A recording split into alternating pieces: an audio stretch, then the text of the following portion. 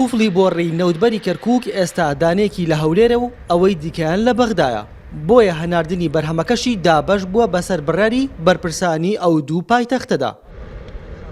ئەو بەشەی لەژێر کۆنتڕۆڵی بەغدایە 26 ڕۆژە هەناردەکردنی ڕایگیراوە، بەڵام لە پاڵ ئەمەدا بەشەکەی ژێر کۆنتڕۆڵی هەولێر بەردەوامە لە هەناردن. بە گوێرەی بەدواداچوونەکانی NRT هێشتا دیار نییە کەی بەغدا بڕێر دەدات هەناردەکردنی نەوتی کەرکووک دەست پێ بکاتەوە.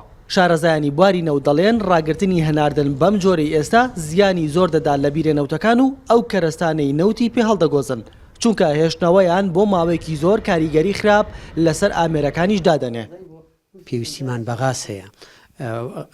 ئەو غازەی کە پێویستمانە کە نزیکەی ڕۆژی 200 واتە میلیۆن پێسێجامان ئەوێ، ئێمە بەرهەمهێنانی ئەم غازە پێویستیمان بەوەیە نەوت بەرهەمبێنین، چونکە ئەو غازە لە ناو نەوتەکەیە تواوەتەوە.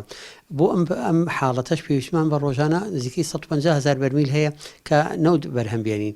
لەو 150 دوای جیاکردنەوەی غازەکە بڕێکی نزیکەی 20,000 بە تەنکەر ئەڕوا بۆ بەغا و 30,000 ئەڕوا بۆ پاڵاوگەی نەوتی کەرکووک، ئەوەی ئەمێنێتەوە ئەخرێتەوە ناو بیرەکان.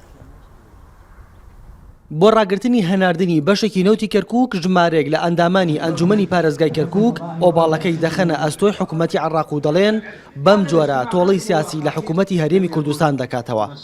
هەروەها دەڵێن زیانباری یەکەم لەم ململانێ سیاسی بەغدا خەڵکی کەرکووک و بیرەنەوتەکانی ئەم شارن. درێژە پێدانی هەناردنەکردن و ڕاگررتنی پێم وایە زیانێکە گەیەنێ کە هەموو لایەک زیانی لێکەین. ئەو برارشی کە دراوە پێم وانێ هیچ نەوە عیلاقەیەکی بە هۆی تەکنیکیەوە هەبێ، بەڵکو ئەوە هۆکارێکی سیاسیە، وەکو سزایەک بەغدا سزای هەرێمەدا و بەشێکە لەو کێشانەی لە بینی هەرێم بەغدایە.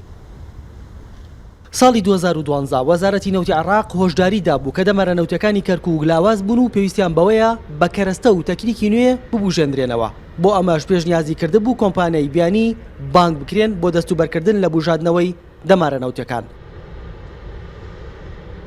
دیسان شارەزایان هۆژاری دەدەن ئەگەر بێت و ململانە سیاسیەکان بەم جۆرە کار بکەن لە ئاستی بەرهەم و هەناردەی نەوتی کەرکووک، ئەم دەمارە نەوتیانە زیاتر لە جاران لاواز دەبن، بەمەش زیانێکی گەورە بەر ئەم سامانە سروشتەی کەرکووک دەکەوێت. ڕۆکان جاڤێن ئارتی، کەرکووک.